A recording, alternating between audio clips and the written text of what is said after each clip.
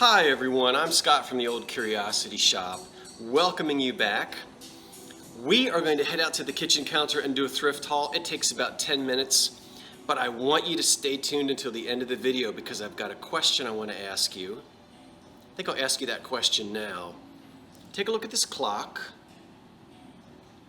What year did it first appear in the company catalogs? Was it 1900, 1917, or 1930? It's a New Haven clock with a porcelain face, porcelain dial, beveled glass here. Does it, in a mahogany case. I just bought it at a thrift shop for $5. What year did it appear in its catalog for sale? Was it 1900, 1917, or 1930? We'll come back at the end of the video and answer that. And I also have a tremendously, let me put this clock down. I have a tremendously exciting find. Monetary value, not a lot. Sentimental value, tremendous for somebody. Historic value, yes.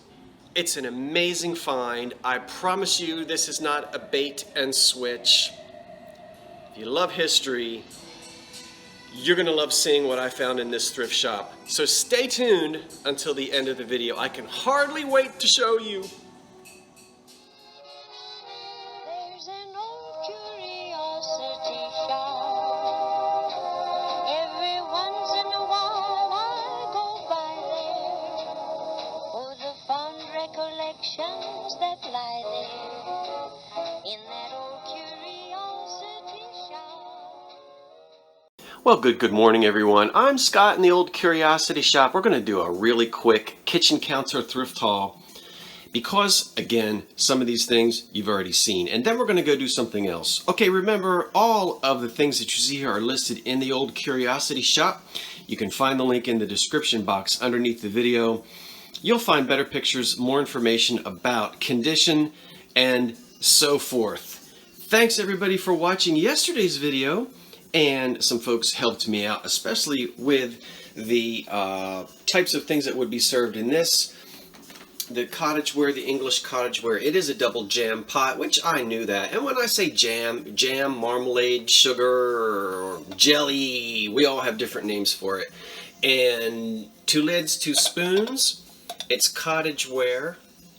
We won't turn it upside down because I think we talked about it yesterday. And you can see the pictures. It's on eBay right now on the auction site. No chips or cracks on that. It's all set for your tea party. That's ready to go too. The Jeanette Orange Blossom. I took some pictures also with it all lit up under black light, and boy, it sure does glow like New Year's Eve. I was thinking of keeping the little elephant, but I decided I wouldn't. Jade. Green glass with his trunk up, which is important to some folks because they consider that to be good luck. He's in good shape. There's 1 chip on that. Get out your nail polish and fill it in if you want. Somebody said they would get their nail polish out right there and fix that chip. Mayonnaise sets, very popular on the tables of our grandparents and great-grandparents. That one is going to date to about 1930.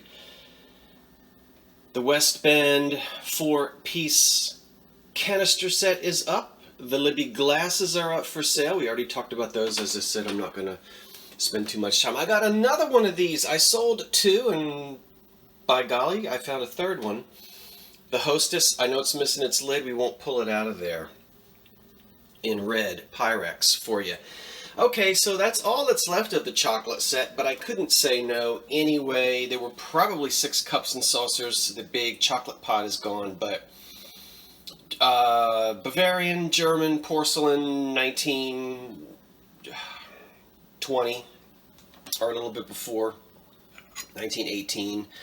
No chips or cracks on the little 4 cups and saucers, and you could actually...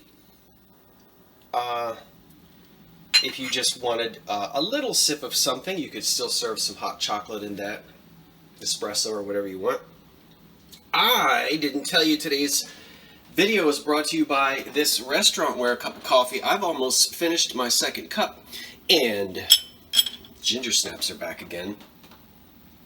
What an attractive plate, and it must be from the 1950s, really based upon, well, I'll say the 50s. Look at the dresses on the little girls. Let's focus on it. Anyway, it says, "It shall pass, I shall pass through this world but once. Any good thing, therefore, that I can do, or any kindness that I can show any human being, let me do it now. But let me not defer or neglect it, for I shall not pass this way again." And then we go all around the plate, and these are some wonderful things to remember to do. To pray, to love, to read, to think, to be friendly, to give, to laugh. We do a lot of that here. To work, save some money. It's called Abundant Living, and that says a product of something, probably Japan. Isn't that a nice little plate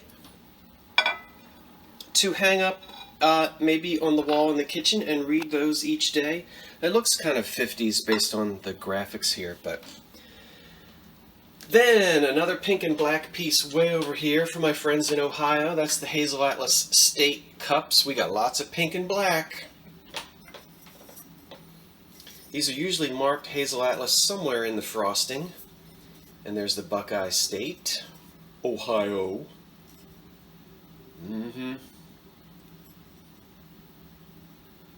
Okay, so that's ready to go as well. Old Pyrex, old 1930s Pyrex, maybe even 1920s Pyrex. In its little chrome-plated caddy.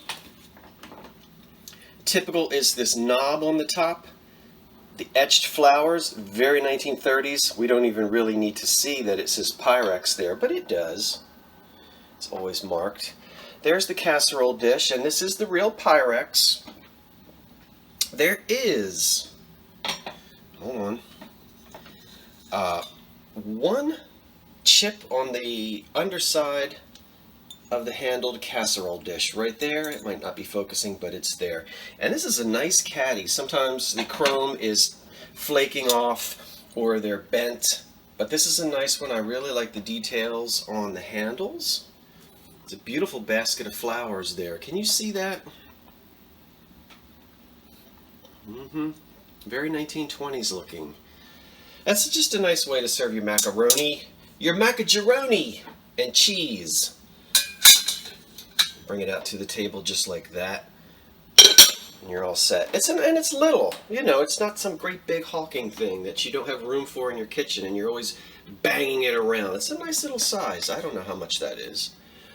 And folks did ask me about this. I have decided to sell it. Let's get this plate out of the way because it is giving a little bit of a reflection. It was not easy to photograph this because of reflections in the glass. Okay, the frame is a frame that was popular starting around just after the turn of the century, okay, with this blue paint in there.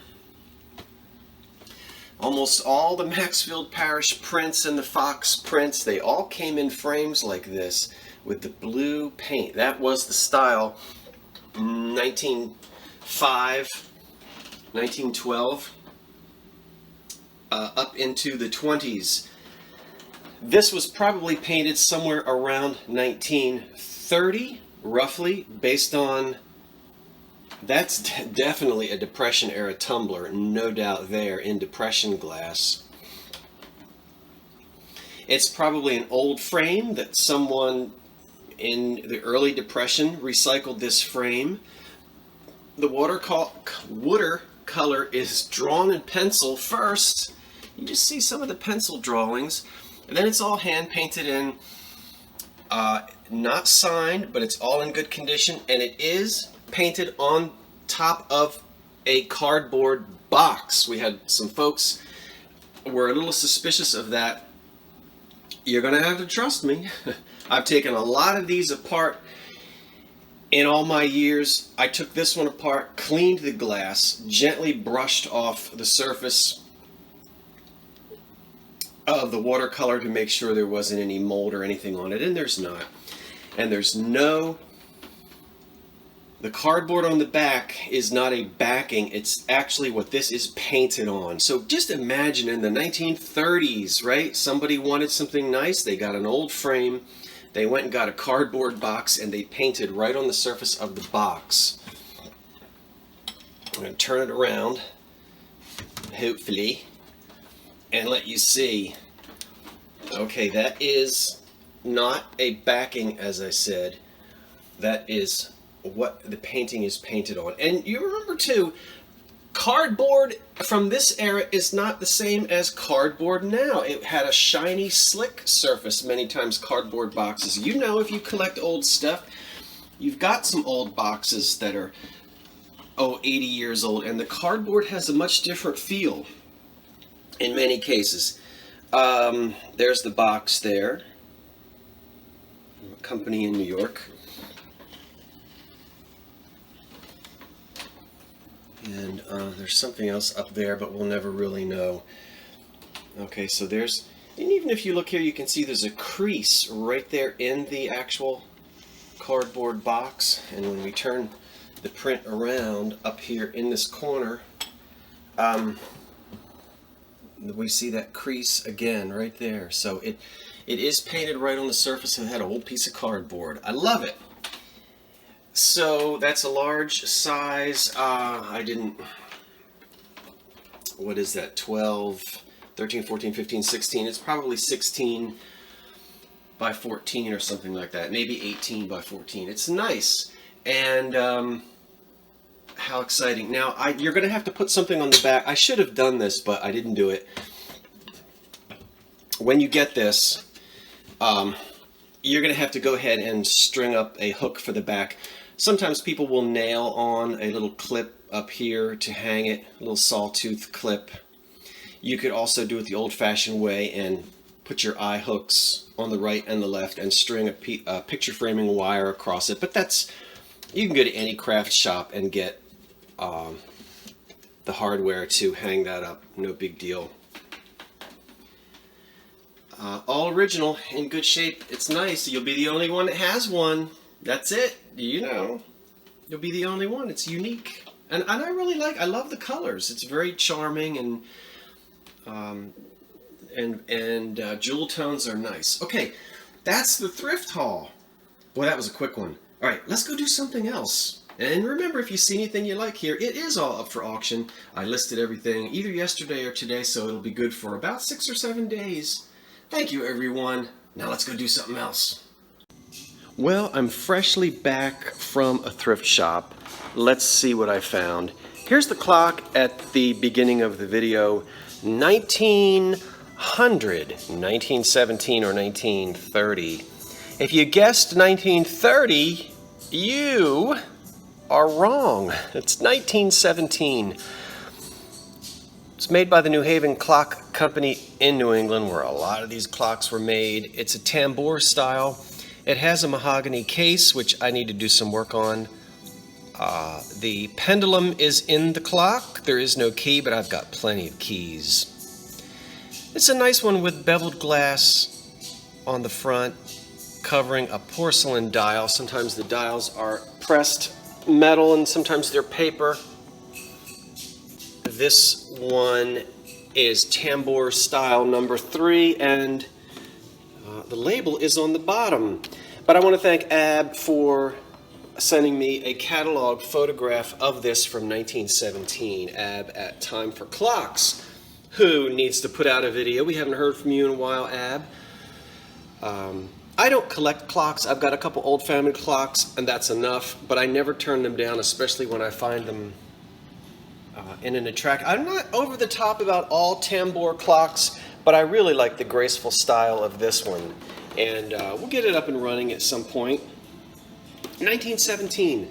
Look at this modern piece of Italian glass here. This is going to come back in my autumn sale because it really has autumn colors, I think. It's a really beautiful piece of glass. And you can see up here, there's a $20 price tag on it. I paid a little bit less than that. A little bit less than that. But it's just a really pretty piece of glass. We can see here, we have a mark on it. And it says Mastri Vitari. Is that correct? Okay, so we know who made it. As I said, it's not old, but it's beautiful. And I think it does say Italian glass on the bottom. It's big. I know you're not getting the best view here on the windowsill, but don't worry, it'll be back. That's not up for sale at the moment, but that's going to be in the fall sale. I'm going to monkey with this clock for a while. I have 4 stems in amber from the Depression era, which have a paneled optic look, as you can see. And they're really pretty. I like amber glass in the autumn season. Of local interest is this Young's premium whiskey container here. That's the Keystone State drawing there of a Keystone for Pennsylvania. This is Young's, I think Young's Premium, and I forget that, I looked it up.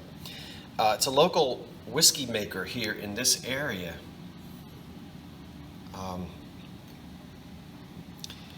And I'm doing research. I know this is old. I think this dates to about the turn of the century. I can tell by the way they have, with a hand tool, they've ground the name Young's Whiskey into this. You can see that. And then obviously we're missing some kind of a stopper for the top, but I don't really know how this would have been used, whether it was for commercial use. As I said, I really am not a whole lot, I don't have a great knowledge in breweriana, so I'm going to do some research on this whiskey piece here. Then I was watching Patrick the Trusty Huckster Mercantile channel, and he did a special deep dive on ocean liner memories, and he had a special guest, and I apologize, I watched the whole thing. I don't remember the name of his guest. His guest doesn't have a YouTube channel. He's somewhere up in New England, and he has a large collection of menus from ocean liners. Patrick has started collecting them too. I never really thought much of them. Watched the video. 2 days later, I'm in a thrift shop, and lo and behold, here is the ocean liners of the 20th century. I paid $2. I would have bought this anyway, simply because I love history and 20th century ocean liners. This is going to be fantastic to sit down. There's a postcard in there, the Cunard line, all of the United States ships. Boy, this is going to be a lot of fun. But what was thrilling was when I opened it up. Here's a 1929 menu. We won't go through this menu right now. I haven't actually had a chance to look at it that much, but we will see that it is from the SS President Roosevelt. And it is dated Saturday night, August 31, 1929. The last day of August in 1929. Summer's over.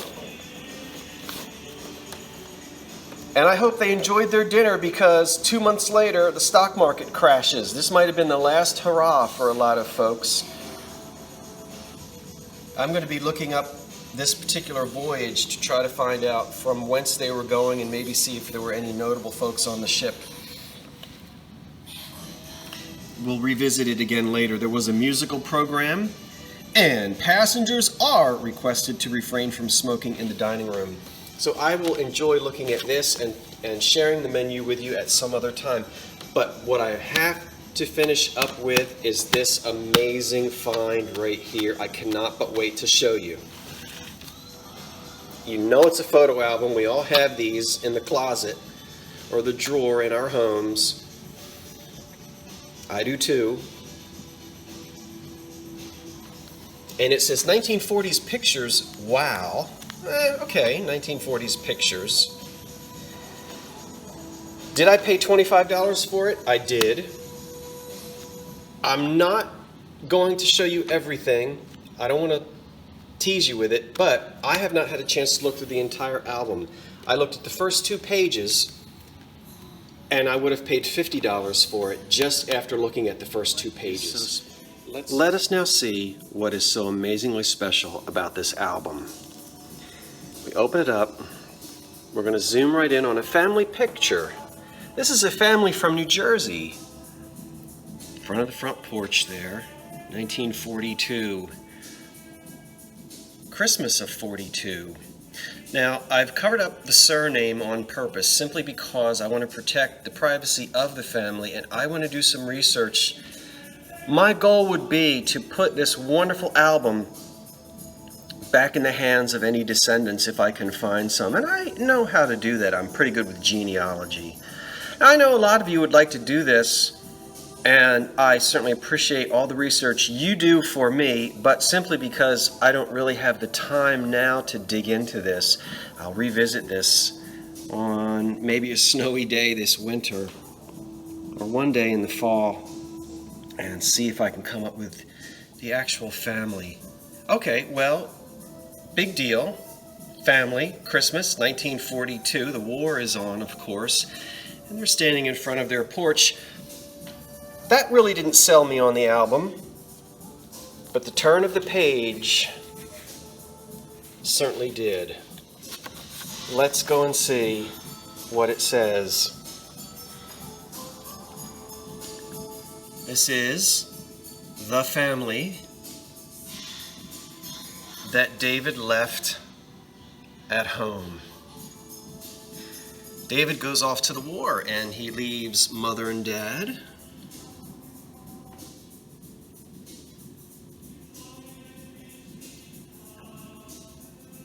his aunties. Oh my goodness. And he leaves his brother Bob. He leaves his sister Mary Elizabeth and his sister Margaret. And off he goes to fight, to serve his country in the Second World War. The album is filled. He must have sent these photographs back to his mother, I imagine, who made this wonderful album. I have not, as I said, had an opportunity to go through and look at all of the pictures. I stopped right there and I knew this had to be saved. So, we're going to come back to this, I promise you. We're going to come back to those old Valentines and we're going to go through all these things together. We've got a long autumn and winter season coming up. What an incredible find. And how rewarding it would be if I can get this back into the hands of the family. Well, everyone, tell me what you think in the comments below. Did you get... Thank you for watching, everyone. I'm Scott from the Old Curiosity Shop saying, wait for the cat. Salem, the supervisor. So long for now.